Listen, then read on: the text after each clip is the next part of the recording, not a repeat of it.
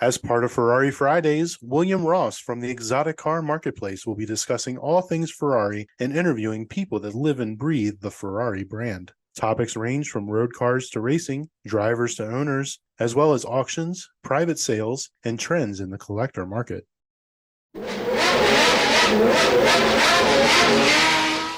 Hello, everyone, and welcome back to the podcast.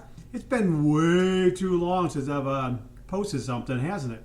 So, but trying to scale back some of the other things that are going on because I just keep forgetting and just getting on here to do this.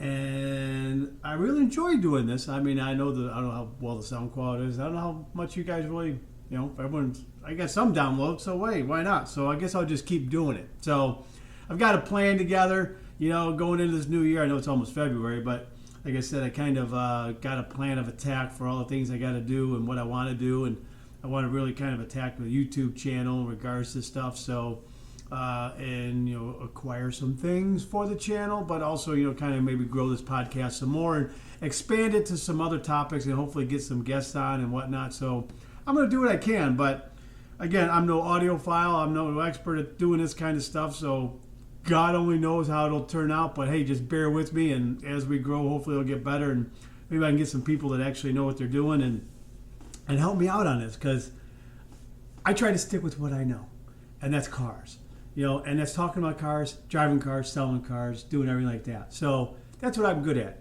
Computer technology stuff, not so much. I guess it could be my ADD. I just don't have the patience for it. Or who knows? Maybe I just get bored too easily. Again, the ADD. So anyways, but hey, welcome back to the podcast. I'm William, and I really appreciate you guys listening. So today's topic, as you probably saw from the title, we're going to discuss something that's kind of taking off recently in the past, I'd say, year and a half, maybe 2 years, but it's really, really gaining momentum. And that's taking the Ferrari, say a 360 and a 430, now even a 599, even doing the 430 Scuds, taking the F1 transmission cars and making them into a 6-speed manual. Now, there's an outfit down in Texas, EAG, that actually has performed this. Now, they have a very similar name to a very, very well-known retail BMW dealer down in Cincinnati, Ohio, that deals in used BMWs, but they deal in M3s, M5s, whatnot, all the high-end stuff, and they get some gorgeous cars. They're extremely expensive, but they get the best of the best of the best. And if you're looking for something along those lines, if you're looking for an E46 M3 or an E36 M3 or the E39 M5, those are the guys to see. That's also EAG. But anyways, so different outfit, different company down in Texas. So they've been around for a long time, and they, doing a lot of work on cars and what have you. And I think it took them a couple years to really kind of perfect the package that they utilize to do this transformation on these cars. Now, they really fine-tuned it and honed it, so I mean, it's spot on. Now, I don't know how familiar all you guys are with how that transmission works, but it's actually a cable-operated system. Even from the factory, it's cable-actuated. So it's not like there's hydraulics involved, and that's, I guess, running lines, any of that kind of stuff, or, it's, mechanical, so to speak. So they actually had designed and engineered a whole system to replace the F1 transmission. Now, I don't know if you've gone online or how much you do in your free time, what have you, or just killing some time at work at your desk, but I'm always, in my free time or just sitting around, I'll be on Bring a Trailer. Every day I'm on Bring a Trailer a couple times a day. I'll go on Cars and Bids and, not so much eBay, because I'm just not a big fan of eBay, looking at cars on there, because they just kind of, I think that's for the I want to say, not say lower end, but I don't say shady, but I don't know. Very rarely do you find anything good on eBay. I'll tell you that right now. And sometimes I'll snoop through Craigslist just to see if there's something kind of lurking around, parts-wise, memorabilia-wise, whatnot. But also, Auto Tempest is fantastic. So I don't know if anyone out there has been utilizing Auto Tempest just to shop around and do some daydreaming and looking at cars, but Auto Tempest is fantastic because they actually search through basically every single used car site on the internet, pretty much. They're missing a few, but only one drawback, I guess, is it'd be nice if someone could create something along the lines for all the auction sites and for cars getting that are getting auctioned.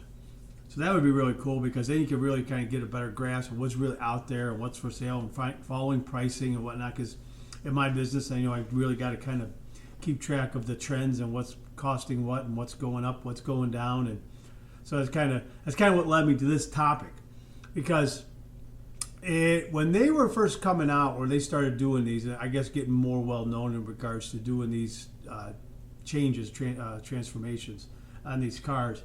There was some people that were crying foul, thinking, "Oh no, why are you doing this and that?" Then you had the other side, which, like me, to me, I think, hey, it's outstanding.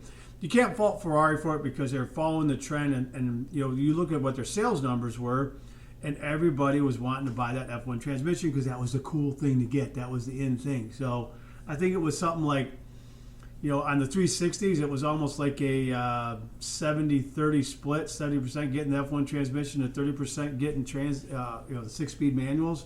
I might be a little off. Then I know at the 430s, it increased even more to almost a 90-10 split, maybe like an 85-15 split. So, finding F30s with the 6-speed is pretty tough from the factory. So EAG stepped in and came up with this kit. And I know originally it was, hey, you had to send your car down there, they would do it. I know it's like, if you're 360 or 430, whatever, depending on which one it is, obviously there's some incidental work in there depending on the shape your car's in. But you're probably looking to do the transformation about 40 to 50 grand. So it's not cheap. But the kit that they engineered is supposed to be, I guess, even the tolerances are tighter. The quality, everything that they did was, I guess, it's better than the factory's version of it. So you're getting a very high quality. So the tolerances are tighter, everything's a lot tighter. It's a lot more, I guess, packaged better in regards to this kit that they sell and install. Now, I've seen a few cars that have said, hey, it's utilizing the EAG kit, but the installation was done by XYZ company, wherever they were at. So obviously you can buy that kit. And I think the kit just buying itself is like 18, 20 grand, something like that. Maybe a little less, maybe a little more, somewhere around there. But you look at labor and everything like that. So labor, you're looking at 20, 30 grand to do it, because there's a lot involved. You got a lot of pieces. You got to get your gear selected and whatnot. But one of the big things that they perfected. Now, I don't know how they do this in regards to the cars that are getting done outside of EAG that they're just selling the kits to, because the biggest hurdle that they had to overcome, I mean, you could make the parts, get the cables, stuff like that. Hey, that's just a lot of CNC machining work, engineering, and just doing a lot of measurements and whatnot and getting that done. And hey, you got a good CNC guy. Hey, they can whip this stuff out. If you got your own CNC machine, you can just sit there and do part. Hey, try this. Oh no, do this. Take this off. So you can handle it pretty easily. But the biggest hurdle when they were trying to perfect this was the ECU. Now, getting into that and plugging yourself in and getting the computer itself to recognize, hey, we're going from the F1 transmission, automated transmission, to a 6-speed manual. Now, they're two completely different programming. Did that sound right? Sorry, I apologize if that came out right. So I'm thinking as I talk here. But anyways, so each version of it has a different program to it on how this thing reacts to your shifts. So like when you shift, the revs, everything like that. So, and also on the F1s, it's got the little digital readout, the gears, what gear you're in, everything like that, which the manuals don't. So that just becomes a blank space in essence. But they have to go in there and reprogram this car to basically think it's it's a 6-speed manual car now.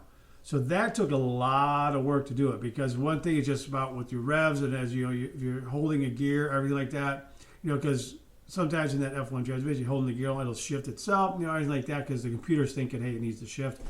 So they had to go through and reprogram the whole ECU to be able to handle this.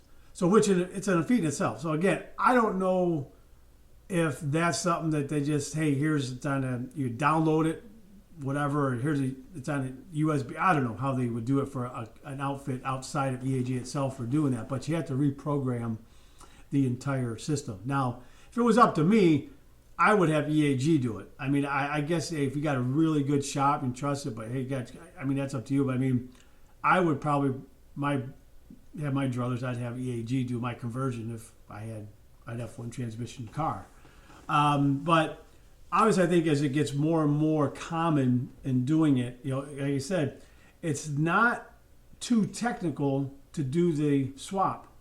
It's just getting the right people that know what they're doing. And I think the biggest thing is having the guy that knows how to do the programming for the car. So once they get that situated, then hey, you're in business to do it.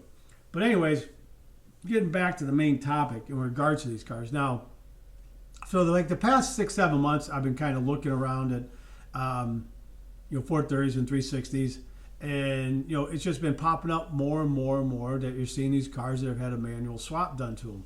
And basically, a majority, almost all of them, it's been done by EAG because they're pretty much I would say the only game in town, but that's the one everyone utilizes because they basically have perfected it. Now, they've been perfected to outstandingly, especially for the 360s and 430s.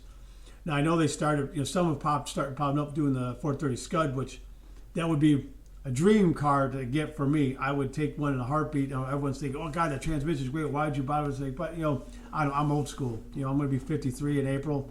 So I lean more towards having manual cars. It's just who I am. I just think it's more engaging. And besides, if you're driving that car on your regular streets and roads, it's not like unless you're doing track days consistently with this car and you don't really drive down the street, on the street you're going to get a ton more. I was going to use that swear word, but I don't want to get bleep things out. I think you're just going to get a lot more engagement and enjoyment out of it if you got a 6-speed manual because you're just involved with the driving experience. So I have no qualms with these conversions getting done. It's just getting them done properly. Now it's interesting though, pricing wise. Like I've seen a couple dealers. I had one dealer I actually spoke to him about it, and they had the car priced at like $220,000 for a conversion. And I've seen them all the way down at $130,000. And these are on 430s. So, 360s with the manual conversion done, I've seen them anywhere from the 120s, little 1-teens range, all the way up to 160, 170. Now, here's the thing. Now, they're gaining in value big time in regards to this. So I'm going to give you guys a little tidbit. If you're in a position in life you can go out and buy one, I would definitely go buy a 360 6-speed manual from the factory or a 430 if you can get your hands on one. Yeah, you're going to pay a premium for them, but tell you what, as long as you maintain and do everything you're supposed to do and just, hey, you have, no issues paying, roughly, you got a budget about just over your, lifespan of the car that you own it. It'll average about, say, $4 to $5 grand a year you're going to have to do on maintenance. Now, some years it could be maybe $1,500, $2,000 just doing your general stuff, oils and that kind of stuff. But some years you're going to have it worth maybe $8-9 grand. So it all balances out to about $4 or $5 grand a year. You're probably looking at just a budget in regards to maintenance for those cars. But like I said, if you got the wherewithal and the means, I would definitely go get your hands on one and enjoy it, because those things are going to just go up in value because it's, hey, again, they don't make any more. Ferrari ain't making any more manual transmission cars. But now, I guess here's where the argument comes into, though, is, okay, what's the value going to maintain or keep? Is it going to increase, decrease, or what on a car that's had a 6-speed conversion? Now, I know, I'm pretty sure that you can you'll get all the parts back and everything like that from the conversion. So, hey, when you go to sell the car and move it on, hey, you could give those parts to the new owner and say, hey, if you ever want to switch it back, because it's pretty straightforward underneath. As I said, with the cable, the actuators, everything that goes on there. Again, though, you have to reprogram the ECU to be able to go back to it. So, I mean, I don't know why you'd want to, but I guess that's, hey, it's your car. You spent the money. You can do what the hell you want with it. But, I would never switch it back, that's for sure. So, but here's kind of where I'm getting at a little bit also with this conversation is I'm in the process of potentially, looking at a 430, and I'm debating whether to go with a factory 6-speed or one with the swap. Now, if I go with the swap, I can save a decent amount of money. I could probably save 50, 100 grand, I bet. Somewhere in that range. Compared to a 6-speed, swap that would have been done on one. Roughly, I would say mileage-wise, everything like that. A lot of the ones I'm seeing, you got them in the mid-high teens into the mid-low 20s range, mileage-wise. And here's the thing, mileage doesn't scare me. Hey, if it's got all the service history and maintenance records to it, I got no problem going after a higher mileage car. Hey, everything's been. It's a car. It's meant to be driven. As long as the service has been done on it, hey, you got to do that on your regular car. Yeah, that might be not as temperamental, but you still got to do general maintenance, everything on your just regular Camry, Ford, or whatever. So that doesn't scare me in regards to having higher mileage, as long as the history's there, and a very complete history. 360s, though, as everyone knows out there that knows their Ferraris, is my only drawback is going towards a 360 is they got the belts. And those belts have to be done about every 5,000 miles or every 5 years, something like that. I think it's 5,000 miles. I know it's every 5 years at a minimum. And depending on where you go, now here's the thing with those. I know I'm getting a little sidetracked here, but normally you're going to go somewhere that does the work, everything. A lot of times they try and tell you it's any place will say it's an engine out to do it. It's not. If you have some place that knows what they're doing, like there's a place here by me that I know they do excellent work because they do it for some of these dealers around here. And I know Sam down at RSM. Little plug for him. Check out RSM Motors. He's a kind of a boutique dealer. He's just got very minimal inventory, but the inventory he's got is phenomenal. But anyways, Sam sends his cars there. And I know on a belt change service, they only charge about $3,000. So normally people say, oh, it's like $10,000, $20,000. Nah, it's not that bad. If you go to a shop that knows what they're doing, it won't be that bad. But that's another nice thing. They'll go into the 430 because it's a different engine. And they went to chains instead of the belt. So, you're still going to have your general maintenance issues, everything like that. But you're not going to have to do these belt changes all the time. So that's kind of part of the ownership. So, especially like the earlier 360s, they got, hopefully that some of the issues have gotten fixed. Especially the 99 and 2000 models, they had some issues with the fuel rails and that kind of stuff. So, kind of getting into a newer one would be more ideal. But anyways, I'm leaning towards the 430 to try and hunt one down. Now, again, like I said, I've seen something priced in regards to, 130, 140 range. But then I've seen them obviously all the way up 200 range. Now it's like, okay, let's be realistic. Now the dealer that had the one that was in that one at 220 range, I think it was 217 or something, he was asking, something like that. Anyways, I had a conversation with him on the phone a couple times, and he's like, oh, I'm willing to deal. I want, so he wants to move it. And, my thing is, okay, maybe 165, 170, because the car, I think it had 22,000 miles on something, great service history, everything. It's a gorgeous color. Now, me personally, I hate tan interior.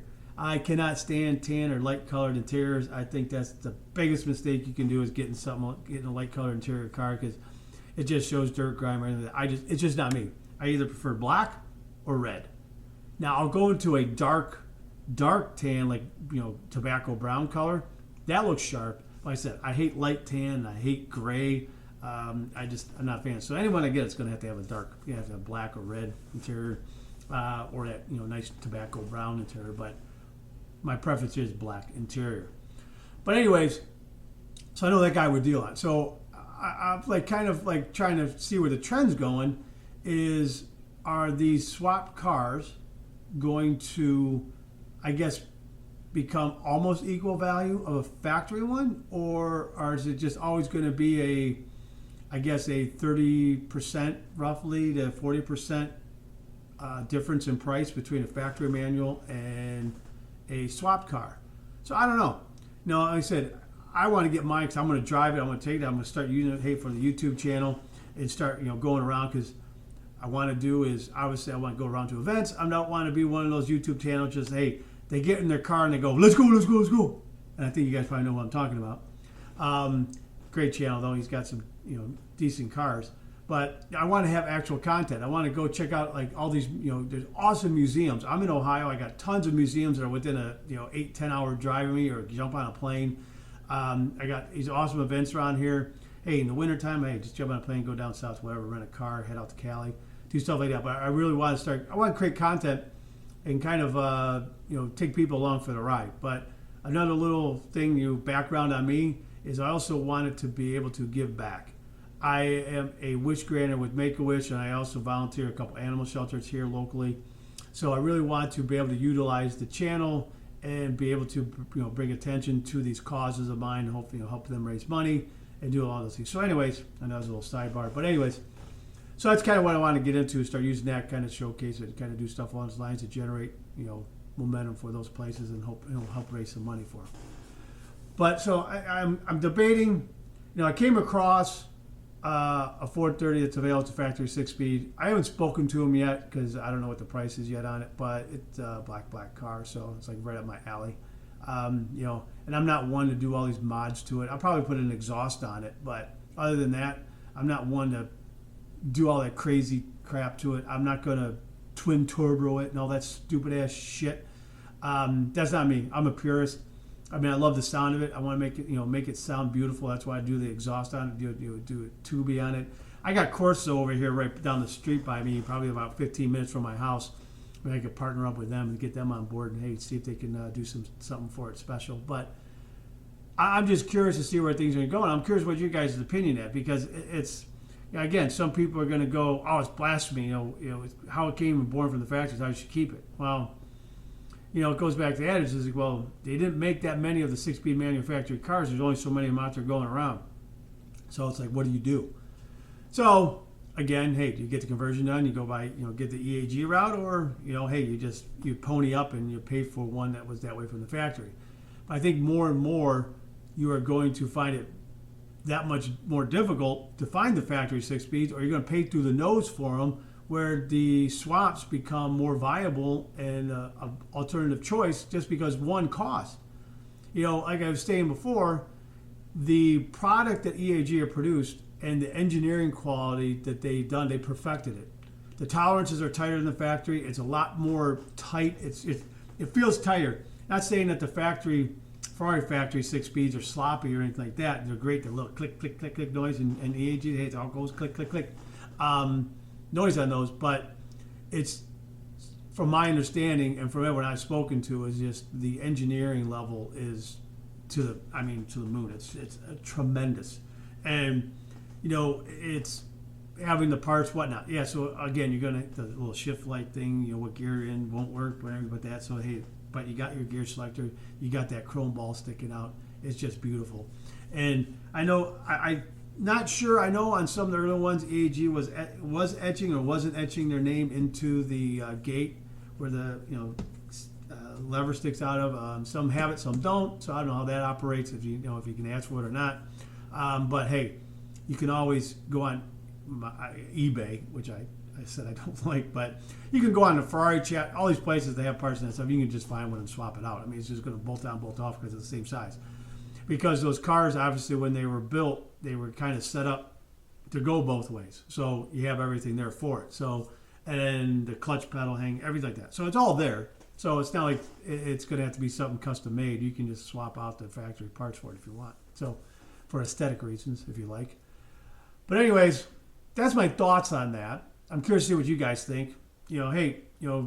Put a message below. Shoot me an email, William@theferrarimarketplace.com. Let me know your thoughts and see what you guys think. I'm really curious to know what everyone out there feels about these manual swap cars and their thoughts. And if you have the wherewithal, would it bother you? Would you want a factory? Well, hey, would the manual swap bother you? So I'm curious to see what everyone thinks. So shoot me an email. Let me know. I have a feeling we might talk about this some more. But anyway, guys, hey, I really appreciate you listening. Keep a lookout for the YouTube channel. There's already some stuff out there. It's Garage 65. That's the words. It's the word 60, then the number 5. So look up Garage 65. I'm trying to get that all tweaked out, and they have some number after it now. So I'm trying to get the number eliminated. You're supposed to be able to do that somehow, some way. But check it out. Like I said, I'm going to try and get this to more of a weekly format here on this stuff. Get some other topics going. Talk about some old race stuff. Talk about some of the new stuff coming out. I know we already talked about the Puro saying, and it's kind of growing on me. So I have a lot more talk to them. Like I said, I'm hoping to get some guests maybe to come on and chit chat. I just did a podcast with the other guys over at Garage Ride the other week with Colleen Sheehan from Ferraris Online. That was a great one. It's a good time. Check out Garage Riot. They got some great content, great podcasts on there, and listen it up. So they got some good stuff too. So everything's posted up on the exoticcarmarketplace.com website. There's links everywhere on those things too for all these, for mine, for Garage Riot, and we're adding more content on a regular basis. So check that out, and I will talk to you soon, guys. I appreciate it, and take care. Talk soon.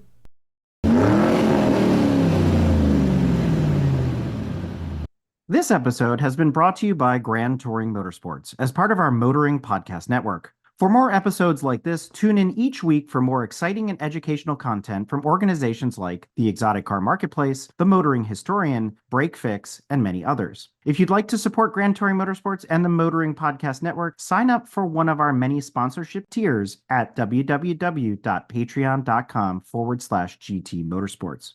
Please note that the content, opinions, and materials presented and expressed in this episode are those of its creator, and this episode has been published with their consent. If you have any inquiries about this program, please contact the creators of this episode via email or social media as mentioned in the episode.